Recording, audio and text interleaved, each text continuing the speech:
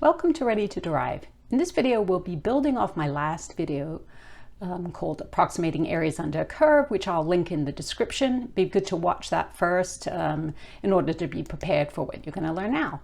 So in that video, we figured out how to work out the area under a function between two values a and b using, well, we did rectangles and trapezoids, but in this one we're going to do just rectangles because the area calculation is so much easier. So we can see that if we add up the areas of all those individual rectangles, we'll get a pretty good approximation to the true area. We'll learn how to systematize this process using what are called Riemann sums.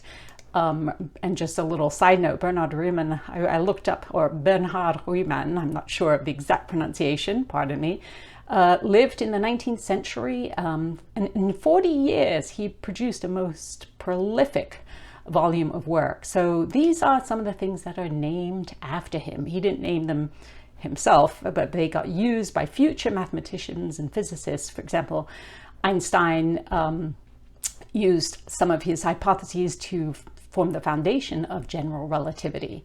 So pretty amazing in 40 years that of a lifetime that you could produce that body of work. Anyway, then what we'll do is connect Riemann sums to the definite integral. The definite integral will give us the exact area under the curve, and the way that that's going to be achieved is by just making infinitely many rectangles. And since this is calculus, we know we can get away with that. So without further ado, let's begin. I'm going to begin with a recap example. Approximating the area under the curve f of x equals e to the x over that interval using three rectangles. And why did I choose three rectangles? Well, conveniently, let's see, the distance from -2 to 1 is 3. So the width of each rectangle it has to be a range of 3 divided by 3 rectangles. It's going to be 1, which is nice for calculation purposes. Okay, so here is the curve, and the blue area is what we would like to approximate. And of course, we use three rectangles. We know that we have to specify which type, because we can't determine what the height of a rectangle is unless we know if it's left, right, or midpoint. So let's begin with left rectangle. So the first rectangle is going to have a height of whatever f evaluated at -2 is. So it would be e to the -2. And its width is 1, as we determined. And the next rectangle would be a height of e to the -1 times 1. And finally, this here, whatever e to the 0 is, times 1. And that works out to be 1.503. And as we can see, that's seriously underestimating the true area. But obviously, if we chose more rectangles, it would be perhaps a little more accurate. All right, so let's do right-handed rectangles now. And so the first rectangle would have a height of whatever f of -1 is. So I'm going to put e to the -1. And because everything's multiplied by 1, as shown here, I'm going to wait to multiply by 1 until the end. So the next rectangle will be whatever this is, so e to the 0. And the last rectangle will have a height of e to the 1, and that comes out to be 4.086, and that's seriously overestimating the true value of the area. So finally, we'll do midpoint one. So remember, with midpoint rectangles, we have to focus at the midpoint right here, and whatever the function value is at that midpoint, so that would be at -1.5.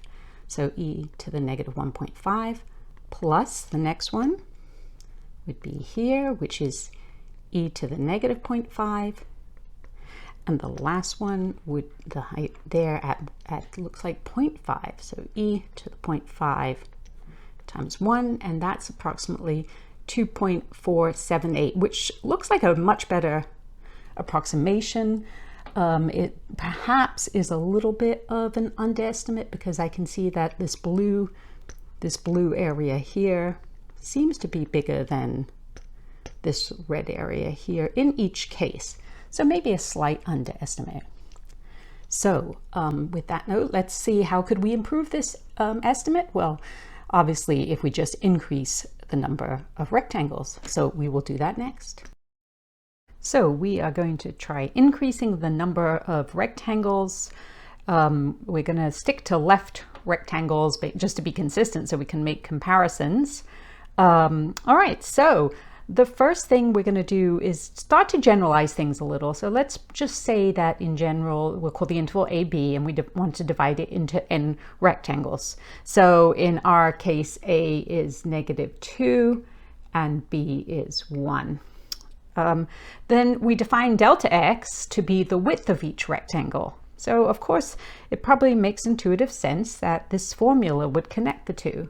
So B is 1 minus A is -2 over n. So it means that this is going to be the general formula, 3 over n, for the width of a rectangle.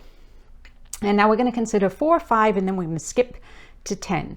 And recall that we got L3 was 1.503 approximately. So if n is 4, delta x would be 3 over 4, which equals 0.75. And then L4 would equal, so if we think about what is the first rectangle, let me just sort of use a color to, so now the rectangles are only 0.75, and if we're using left rectangles, we know that we have to start at -2, and our rectangle is only going to go like 3 of those squares along, and so the area of the first rectangle is going to be that. Well, what is the height of that? It would be f of -2 of that first rectangle. And we know the curve is e to x, so we just put e to -2. And now we know that rather than multiplying by 0.75 every time, we can just multiply by 0.75 at the end. So here's the question, without sitting there making rectangles, which is a little tedious, can we figure out how to get the next exponent along? Well, yes, you just add whatever delta x is, which is 0.75, and that will get us the next endpoint. So this will be e to the -1.25. And we continue like that, e to the, add another 0.75, e to this, and then finally e to the 0.25, and we know that's correct because with left rectangles we don't use the right end point, the very right end of the interval, which is 1. And that works out to be 1.734. So it seems a little higher, maybe it's a better approximation. What about for 5? Then the delta x would be this, which is 0.6. L5, how would we start this calculation? We know it's going to be times 0.6 at the end. We know the first one is -2, and then we know that every time we jump, we have to add a delta x. So this would become e to the -1.4 plus, I'm not even going to list the other ones. Let's go to the very last rectangle, which will be e to the 0.4, because we know that's 0.6 away from 1, which is b. So this comes out to be 1.885. Now for 10, we have 3 over 10 equals 0.3. So L10 is going to equal e to the -2. Let's go times it by 0.3 so we don't forget, plus, and now we're going to add 0.3 to this, to each exponent. So this would be e to -1.7 plus all the way up to e to the 0.7, and that comes out to 2.215. Well, how close are we? Well, we don't really know because we're not quite sure of the exact answer. But I can tell you that the exact answer is 2.583, and we're still kind of off. And you're probably like, well, why can't we know how to just get 2.583 instead of doing it this tedious way? But you know how math teachers roll. We always have to make you do things the hard way so that you appreciate the beauty and simplicity of the result when we reveal it. So my apologies if I led you to believe that I was going to make the great reveal. No, we are going to continue doing this the hard way by increasing the number of rectangles by a lot. What's a lot? Well, in this scenario, we're going to try a new function, find the area under this curve, over that interval using 100 rectangles. All right, so let's look at the region. So that's the equation, the blue graph shown there, and the shaded in region is what we'd like to approximate. And we're going to use 100 rectangles. Don't worry, we're not going to do that by hand. We are going to use Google Sheets to help us do the calculations. But first, that is indeed, if you were wondering, that is the equation of a circle. So what we can actually find the area. It's 1/4 of pi r squared, which is 1/4 of pi times 2 squared, which is just pi. So that's approximately 3.142. So now we know the exact area that we're striving towards. And we are going to use midpoint rectangles because we saw that they seemed to be the most accurate. All right, so first of all, let's figure out how wide those rectangles are. So 2 minus 0 of 100 equals 0.02. So if I set up the calculation, so 100 midpoint rectangles, each of with 0.02. So I'm going to be sure that I multiply by that amount. And what is sometimes challenging is like where to start. So we're not going to have f of 0 because that would be if it was left endpoints. Where are we going to actually start our rectangles? Well, if you think of I'm going to enlarge the first interval. The first rectangle technically should span from 0 to 0.02. If we're doing midpoint rectangles, then we need to find the value right in the middle there, which will be 0.01. So the first value will be f of 0.01. Notice, sorry, that I'm not going to just use the function. I'll just keep it very general using f. And then we know from before that we would just keep adding delta x to get to the next one. And so that next one would be f, the height of the next rectangle would be f of 0.03, etc. And we're going to end somewhere. Well, let's use a table to help us see where we end. So in this table, I've picked those x values so that we could actually, and then I have y defined so that it is, this for example is f of 0.01. This is f of 0.03. And how far do we go? Well, that would take us to the very last interval, just shy of 2, and it would take us to right here. So the very last rectangle will have a height of f of 1.99. And we'll just, close that there. So now I actually used Excel to find the summation of that y column. So that sigma notation is the summation of all the y values, and that turned out to be this quantity. So now all I have to do is do 0.02 times that, 157. Keep some accuracy here to see how well we do. And that comes out to be 3.142. Wow. 3.142. Let's see you do that in red. It's so good. That's really good. To 3 decimal places at least. So we have got a method here that seems to work. And we are going to kind of generalize this process before getting into a situation where we use many, many rectangles. How many? Infinitely many. So let's proceed. So let's begin to generalize the process. And why might we want to do this and not just do what we did in the last slide, since we seem to be so accurate? Well, 18th and 19th century mathematicians didn't have the luxury of using Google Sheets to make elaborate calculations, so they had to find a way to arrive at the answers algebraically, and requiring very elegant and sophisticated methods. So we need this notation to pave the way for doing this using Riemann sums.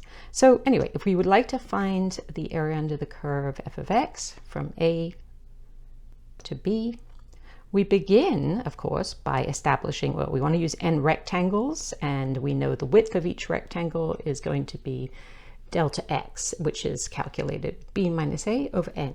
So delta x, and if you recall, the system by which we operate is we start at the first point here and we go out a distance of delta x, and that would define the first rectangle. So let's see, just to use, so the first rectangle, we know that the base would be here, but what are the values if we're not actually using numbers? Well, we're going to give them notation. So we're going to call a we're going to consider that to be x0, and the next point along will be x1, and continuing like that, so the next point along there, so another delta x, will be x2. And since we're using n rectangles, it makes sense that we would come all the way here to xn. And so what would be the point if we come back delta x from here? That would be x of n minus 1, and that would be the nth rectangle. So this is going to be the first rectangle, this will be the second, this will be the nth rectangle. So let's sort of set that up in this little table here. So rectangle 1, 2, the first two, and then n will be the last. And don't worry about that middle column, we'll come back to that. And the subinterval, so for rectangle 1, the subinterval goes from x0 to x1. So those are the endpoints of the interval. So for rectangle 2, it will be x1 to x2. And not surprisingly, for rectangle n, we're going to end at xn, and the interval is xn minus 1. And so now we have to, let's think about it, the rectangles, how high are they going to be? So is rectangle 1 going to be up using the left rectangle, the left endpoint, or the right endpoint? Well, that's up for grabs. And so what we do is we define whatever the sample point in that rectangle that we're going to use, we're going to call it x1 star. So x1 star represents some point in the interval x0 to x1. It could be the left endpoint, it could be the right, it could be the midpoint. Actually, it could be randomly any point. So, which we'll learn about at a later point. So this would be x2 star. This would be xn star. And so that we know, so the height of the first rectangle, once we've established what x1 star is, it'll just be f of x1 star. And the height of the second rectangle will be this. What we're missing from here is this sort of generic rectangle somewhere in the middle. So not necessarily exactly in the middle, but what do we call this rectangle that sort of represents any old rectangle, not the first two or the last? We're going to call it the ith rectangle. So we know that this will be xi, and this will be xi minus 1. So that will be the interval.